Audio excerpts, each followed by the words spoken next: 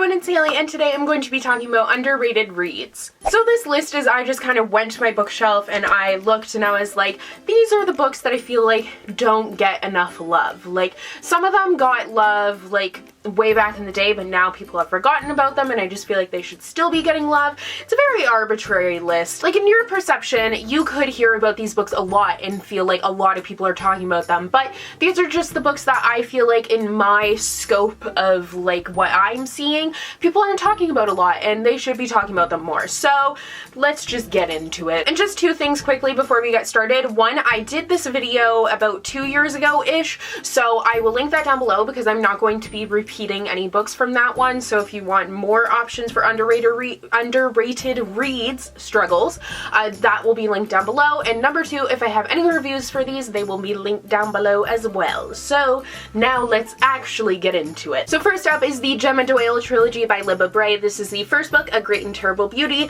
This is one that was definitely really popular when it came out because I remember my sisters and my mom reading it, but I feel like since then it hasn't gotten the popularity that it really deserves. Like, these books are so great. They're Victorian London, they're all about witchcraft and like all that stuff. I just loved them so much. I loved the narrator. She's spunky and smart and just amazing, and these books are fantastic and definitely need to get more love now, just like they did when they first came out. Next up is a book that you guys are going to say isn't underhyped at all, and that is just because if you have been watching my channel for a while, I talk about this book quite often, but I feel like other people need to be talking about it more as well, and that is Codename Verity by Elizabeth Wien. This book is just so good. Like, everything she writes is amazing. It gives you a different perspective on World War II because she often writes about pilots, which I think is awesome because that's really something that you don't get to see a lot. She writes about female pilots specifically, so it's kind of women in World War II and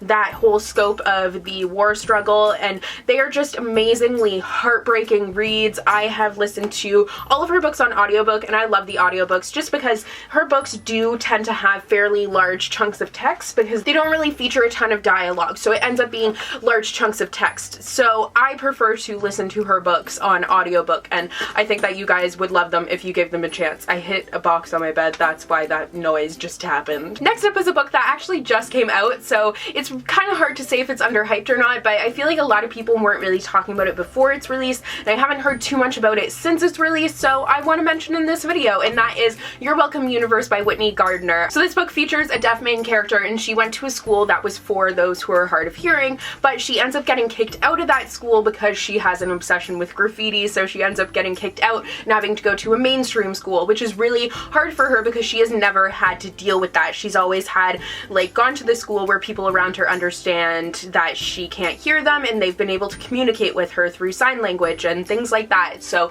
I loved the fact that this had that representation in it. It dealt a lot with art, which was awesome, and it features a narrator who, she's very flawed, so she's a very realistic girl, and I just loved reading about that. Next up is Scythe by Neil Shusterman. This is one that I heard a lot about, like, just from working in a bookstore. I was hearing a lot about it there, but I haven't really heard too much about it on BookTube, which makes me sad because I thought it was awesome. Like, this is a dystopian, and it is one of the most unique dystopians that I've read. Neil Shusterman writes amazing dystopians. They are all just so out there and crazy, and this one is all about these two people who they become the Scythe's apprentice. So basically he is training them to be the next him, and like, it's a world where there's no more disease, so it's the job of the Scythe to kill people to keep the population in check. So these people are competing to be the Scythe's apprentice and like become the new Scythe. It's crazy. I love it. The whole concept of it was so cool. The writing was fantastic, and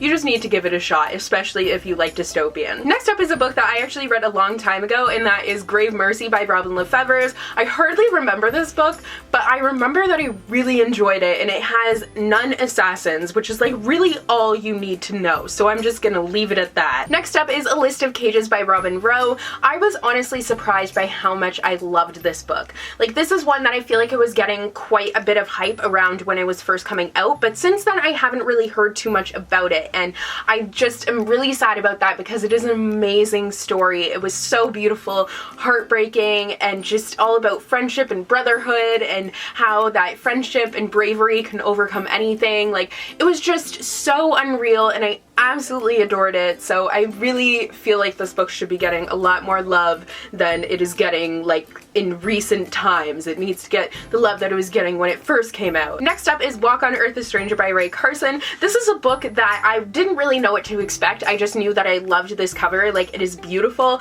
but I ended up enjoying it a lot more than I thought. It's all about like, it's the historical fiction that takes place during the gold rush, and it follows a character who can actually sense where the gold is.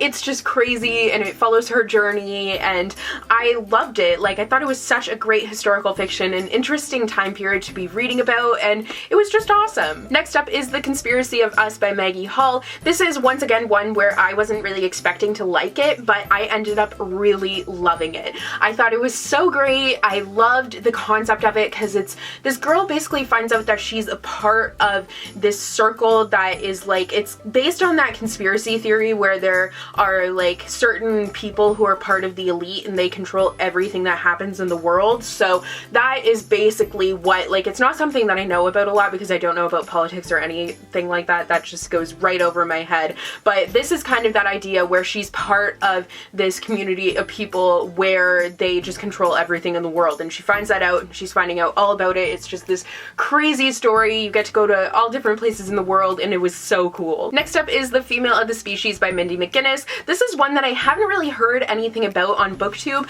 I found out about this one from work, and when I went to Indigo Home Office and they gave me a copy of it. It was one that attracted my attention because it has animals all over the cover, and the color of the cover really intrigued me, and also I love the font because it looks like it's actually written in like silver Sharpie, which is really cool.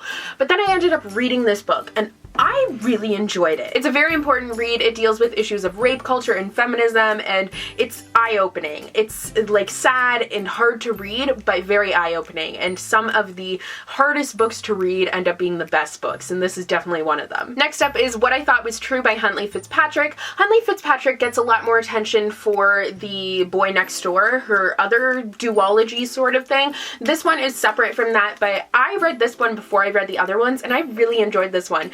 I don't honestly remember what it's about, which is terrible, but like sometimes I just read books so quickly that I forget what they're about, but you know, that happens. I mean, I have a lot of things in my mind and I have a terrible memory, so it's whatever. But I remember that I really liked this one. I know that the main character, oh, now I remember. The main character, she has a brother who has a disability and she cares for him a lot, and she, like, they live on this island where a lot of people just go for the summer, but she ends up, like, she goes to the mainland a lot, and there's this guy that she had a fling with on the mainland, and he ends up moving to the island, and it's like dun dun dun, she has to confront her past and all of that stuff. So it was a really great summer beach read. Next up is My Lady Jane by Cynthia Hand, Jody Meadows, and Brody Ashton. This book came in one of the owl crates. I forget which one.